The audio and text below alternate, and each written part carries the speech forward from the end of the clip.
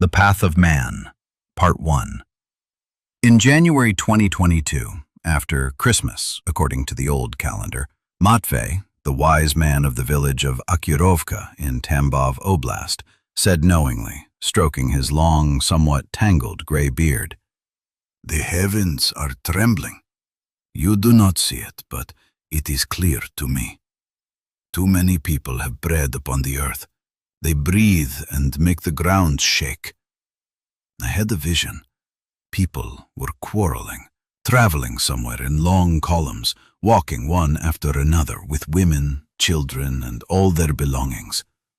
And our president in the Moscow Kremlin had pulled Monomach's cap onto his head, sat upon a throne, and stamped his foot on the floor in anger.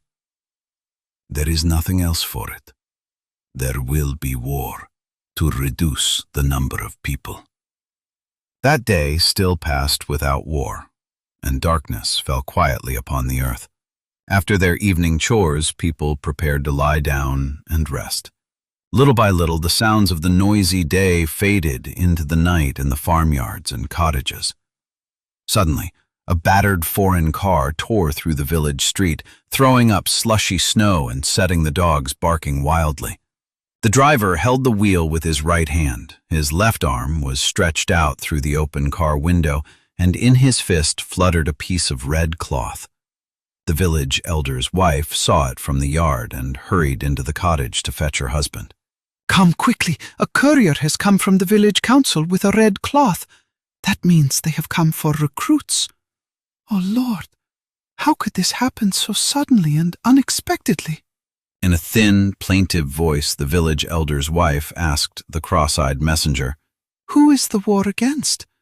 Are they being taken far away?"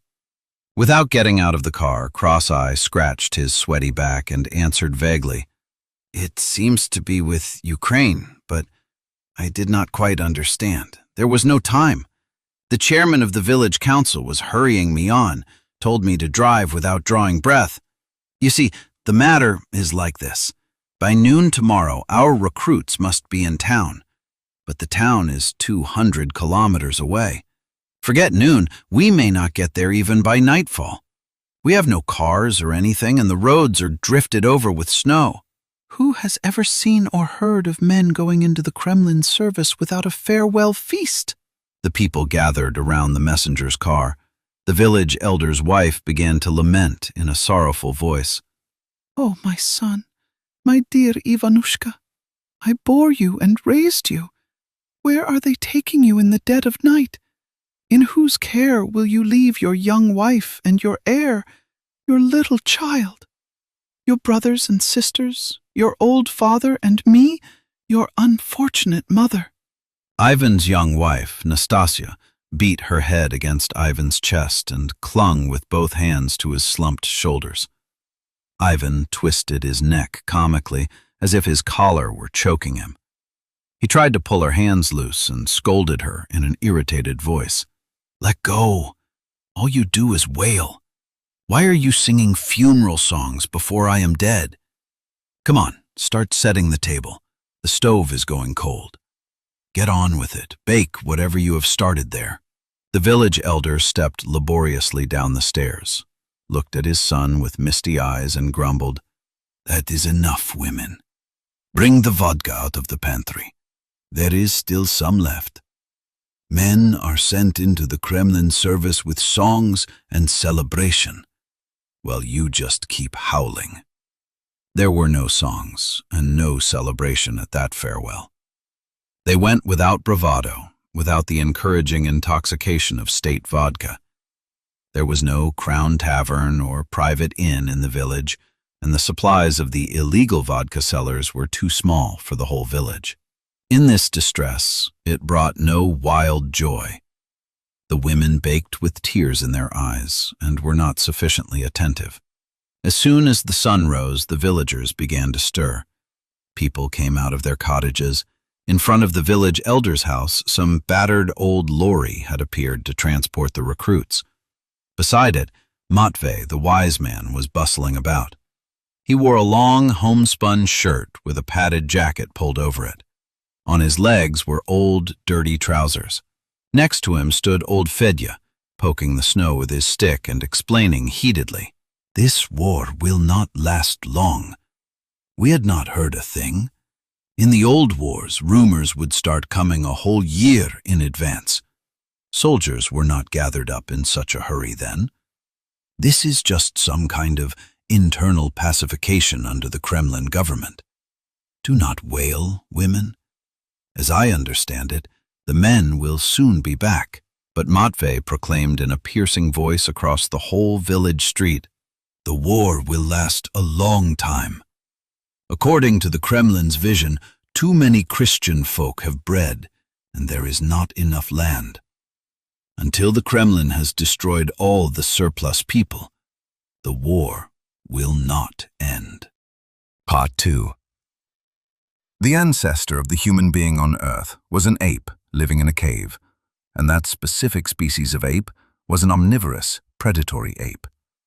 The development of humankind over thousands of years showed that the predatory ape proved to be suitable material for participation in the labor market on planet Earth.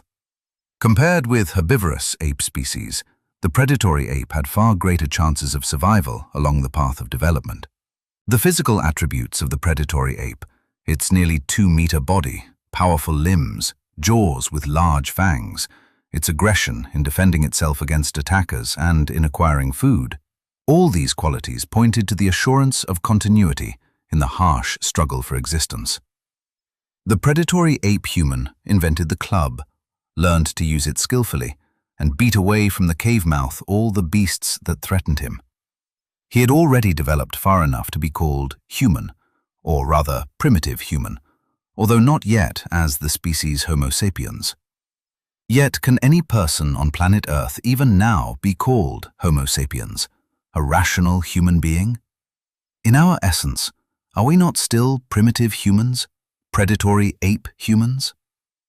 And yet, feeling an inner need for self-expression, primitive man drew images of animals on the cave wall, shimmering in the firelight, and, in an attempt to mock his companions, scratched stick figures among the animals.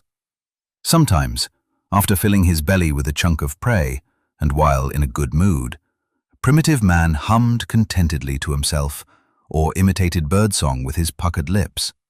And in the corner of the cave, the first creative human appeared. Primitive man invented stone tools and hunting implements, began digging pits into which enraged animals fell and roared until clubs and stones hurled by humans put an end to their struggling. The animal kingdom already treated with caution this two-legged creature who behaved unpredictably and from time to time produced various frightening sounds. Gradually, these sounds developed interconnected speech. Speech fostered thinking and the development of the brain. Man soon understood that when a seed was placed in the soil, a plant with edible fruit would grow from it. Man expanded his primitive agriculture. Some surplus food appeared, and conditions of nourishment improved. Man lived in a herd, jealously defending his territory from other human herds.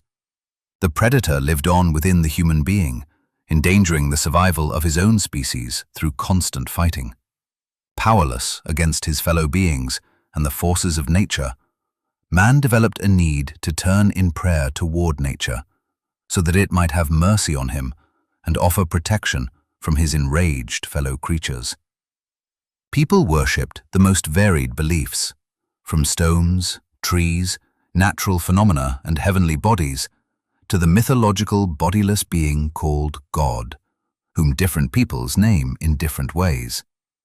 All peoples consider heaven to be God's dwelling place, where constant happiness and peace reign. But belief in the almighty creator of the world, God, did not reduce people's predatory aggression. On the contrary, they believed that their actions found approval from God and were pleasing to him. Often, people committed the cruelest deeds, mass killings and robberies, conquering the lands of their fellow beings in the name of God. The word progress had already entered the vocabulary of humankind, but it was progress over the corpses of fellow creatures. It was the progress of a raging predatory ape. For millennia, people on planet Earth have been instilled with faith in God, the Almighty, and in His warning and punishing finger. Yet this has not succeeded in guiding humankind onto the path of goodness. For centuries, from thousands of pulpits in churches, priests and pastors have proclaimed the good deeds of Jesus Christ in their sermons, have prayed, and have called upon people to follow the love of one's neighbor and the goodness of God's Son, Jesus Christ. All this has fallen on the deaf ears of humankind. On planet Earth, Nuremberg trials have been held, war criminals have been hanged, and others have been dragged before the court in The Hague. Yet all this has still remained a voice crying in the wilderness. It has brought humankind no more goodness than pearls cast before swine. The rulers of great powers accuse one another of military aggression, trade accusations of terrorism, crimes against humanity, war crimes and genocide, while justifying their own actions in a manner fit for a kindergarten child. But others do it too. On planet Earth, there does not exist a single accepted pacifist movement, party, civic association, or organization. Politicians and rulers of states avoid using the concept of pacifism in their election speeches and television debates. The use of such an expression and discussion of it is not considered good form because it weakens and shakes the will of citizens to defend their state, its independence, freedom, and democracy. At the same time, one sovereign state is attacked with violence and occupation justified by the need to protect one's own state, people, freedom, and democracy, although the true aim is the seizure of another state's territory, natural resources, and market. And the suffering state and people rightly justify a war of liberation in order to defend their country, territory, natural resources, market, people, and democracy against the occupier. To defend democracy in their own country in the form they consider proper. The people of planet Earth have fallen into a kind of vicious circle, from which an exit is sought but not found, because there are too many influential antagonistic interest groups.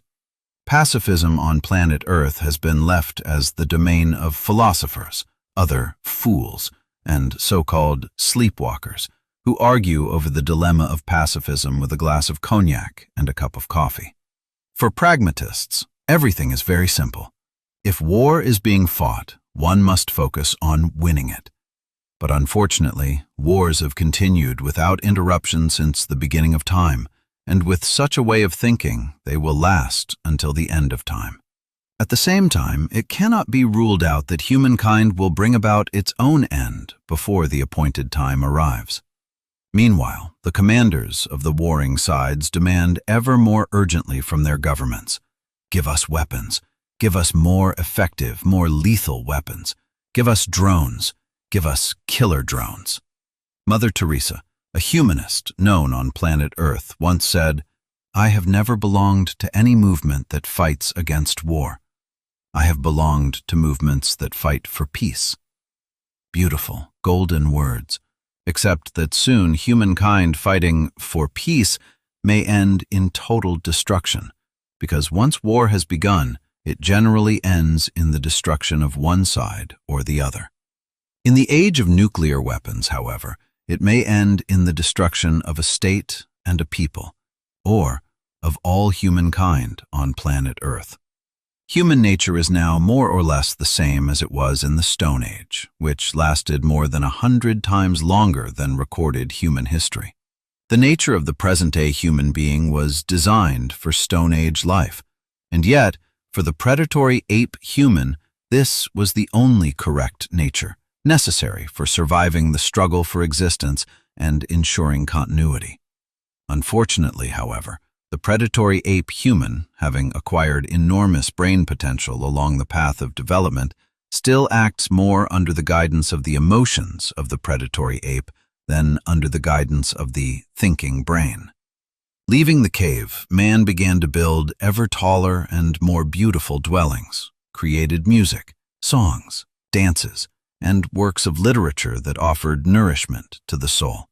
At the same time, man mercilessly destroys what he has created with his own hands, bombs homes, hospitals, maternity wards, and kindergartens, killing innocent women and children, and does so in the name of progress. The philosophical thinking of humankind as a whole has taken only a rooster's step compared with technological development. It has lagged far behind man's skill in polishing stone, smelting and forging iron, making various useful objects, and, most importantly, his acquired ability to produce ever more monstrous instruments of destruction and killing. But perhaps there is still hope. On man's path of development there appeared, perhaps at the very last moment, artificial intelligence, which is increasingly taking possession of human activities and affairs, developing further what creative people have created and attempting to take over the creative field as well. But there is also hope that artificial intelligence will put reason into the heads of extremely cynical and greedy pragmatists who proceed from the understanding that war is the continuation of diplomacy by specific means, and that once war has begun, it must be won. Such a path leads humankind to ruin.